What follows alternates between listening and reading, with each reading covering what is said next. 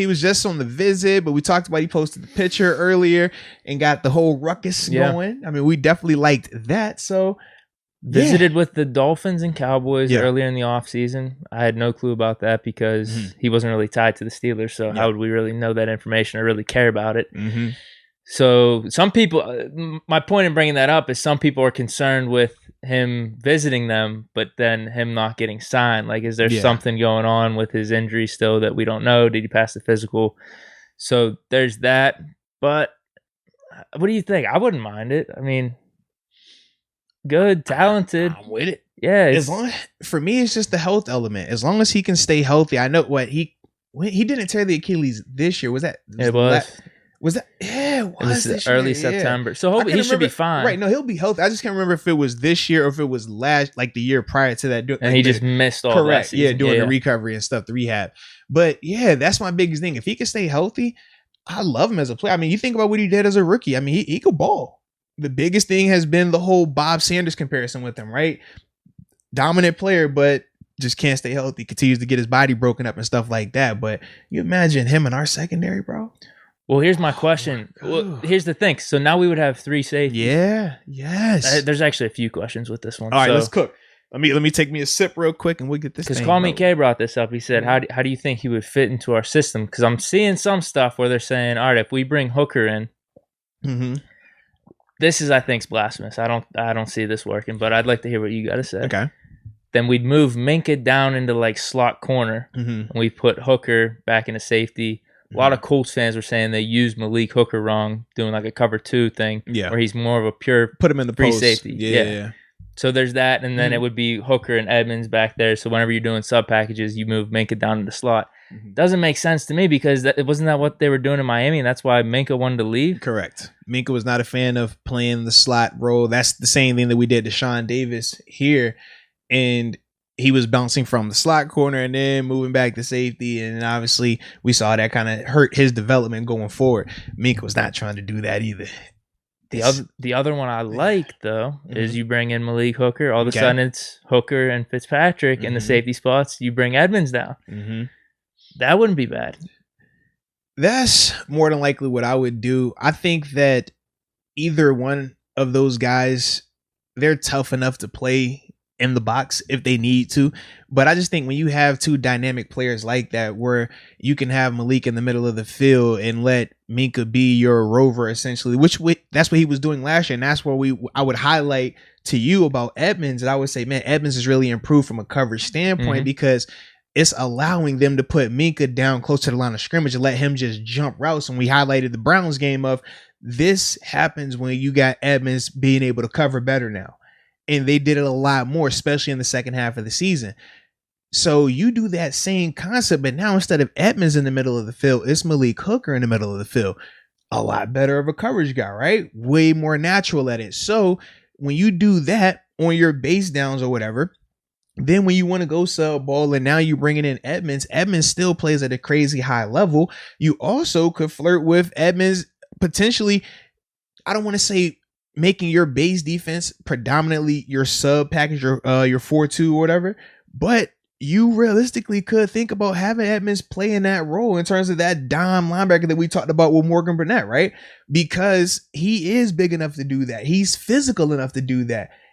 Now you're talking about crazy coverage, and you got Devin Bush at one spot. You got Edmonds covering a tight end or a running back. He can definitely do that, you know? Oh, yeah. And now you got Minka sitting around here, rover, as that middle rover, just reading the quarterback's eyes, jumping stuff. Malik got the middle of the field locked.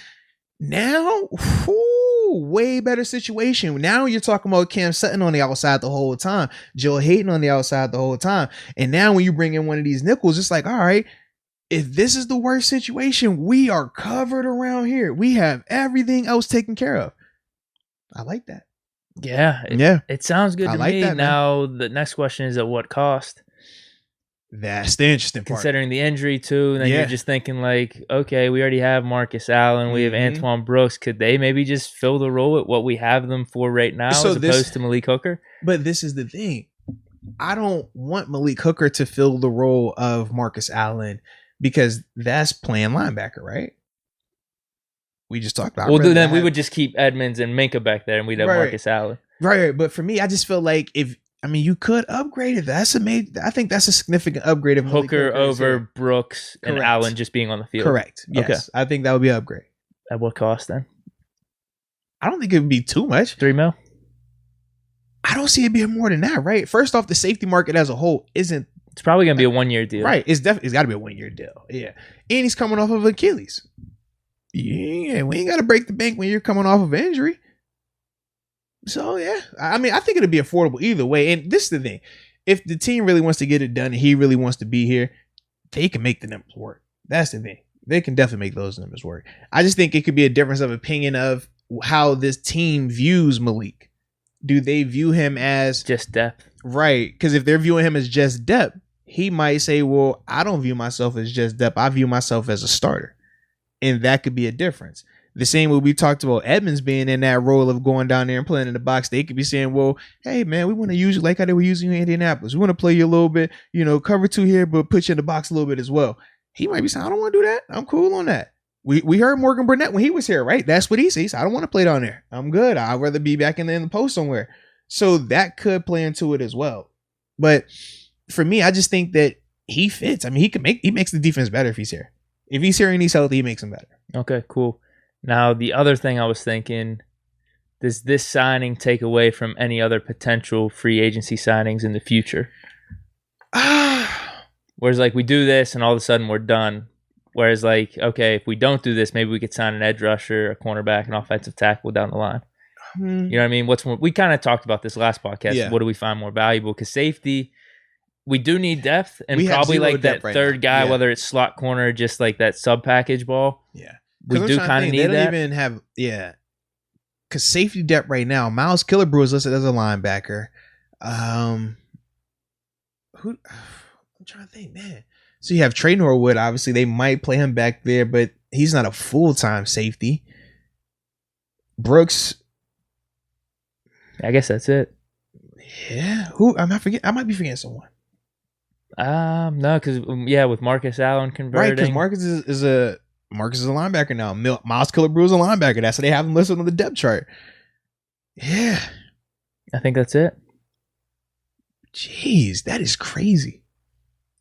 What? That is a typical depth chart, though, for a 53-man roster to have a backup safety on each side, right? Not during the offseason when you got 90 guys on the roster. Okay. Think about this, right? There's other guys on the safety. I'm sure there's other guys on the depth chart. I was thinking of familiar names that we know, because the reason I say that is during the offseason, 90 man on the roster. If you only have 4 safeties, think about Minka and Edmonds. They're going to be legit taking how many reps during the offseason? They're not doing that. Okay. So you have to have a 2 deep, 3 deep, so that way the starters aren't wearing themselves out during this time frame. Okay. Yeah, I just feel like I gotta be forgetting someone, man. I don't know. I don't think I am though. Oh, Arthur Milet. That's a good point. I know I'm forgetting someone, but I forgot we signed him. Yeah, but he's still more corner, right? Yeah.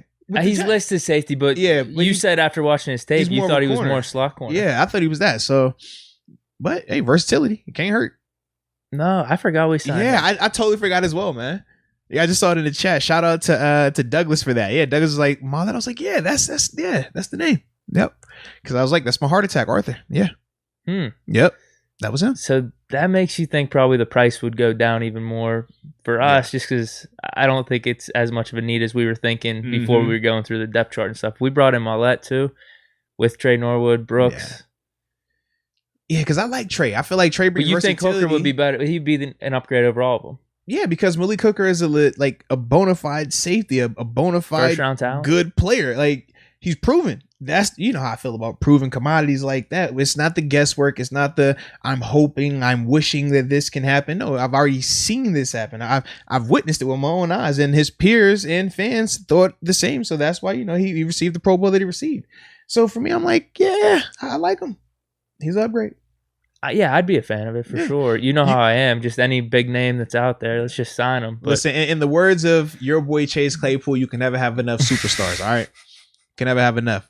You find a way. I just hope this isn't if we do sign him, it's not the end of our free agency search here. I don't think it would be either way. I think that because right now they have around like 5 million available, 5-6 million. 5 or 6. Yeah, so you can. They still have a couple restructures they could do. Right, too. you could get him. You could because they could still restructure DeCastro if they wanted to. And who else? Is somebody? Boz to it. That was the one. Yeah, Tua was the one. Yep. Because I was about to say Nelson. I was like, no, we had already released Nelson, and then they had released Vince. So those are the other two. So yeah. You got options. You got flexibility. If you want to get Malik, you get Malik at 3.5. If you want to go higher, I just don't feel like you go over 3.5 because right now he's coming off of an Achilles injury, and the past 2 seasons he hasn't. I'm trying to think how many games he played in the past 2 years. Well, last year he played 2. I think the year before it was like 13 or 14. Okay. Yeah, his two middle seasons he played like 13 or 14 games. I think his rookie season he played like 7. Gotcha. I just remember him having like the 2 years where he was hurt. So. That's my thing. Got to stay healthy. And those are the other 2 guys. Lamont Wade, the Penn State. I was like, I know his other safeties is Lamont Wade and then Steiner, the cat from Florida. Okay. Yeah, I was like, some people are high on Lamont Wade. But it's funny whenever you talk about Brooks, Lamont Wade, Trey Norwood. A lot of people are high on these guys. Like, they think they could potentially be stars. Any of these dudes. Shakur Brown, Mark Gilbert. It is funny. It is. You're like, dang, man. Some of these guys are next. Bro. They're next up. Hey, GOAT.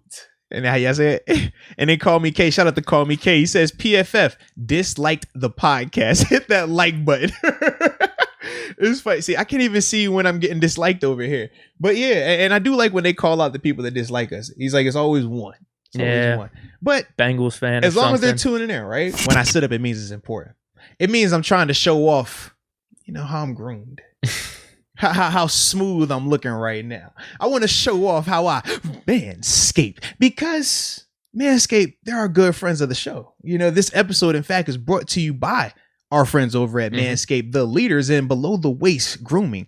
And the thing that we love about Manscaped, number one, the Lawnmower 4.0. The one they got the light on it. We've had this light. It goes on and off. Some of us even like to shave with it on and off. Like we flicker like we're in the nightclubs.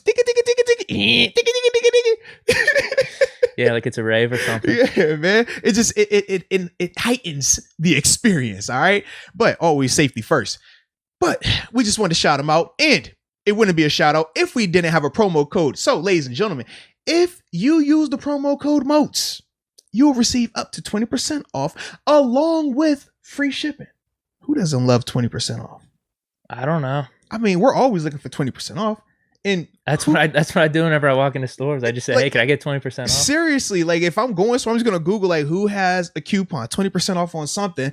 Boom. Use the promo code MOATS. You get the 20% and free shipping. Like, I hate paying for shipping and handling. We ain't got to worry about that now. So promo code MOATS over at Manscaped, baby. And yeah, your delicate twins will appreciate you for that.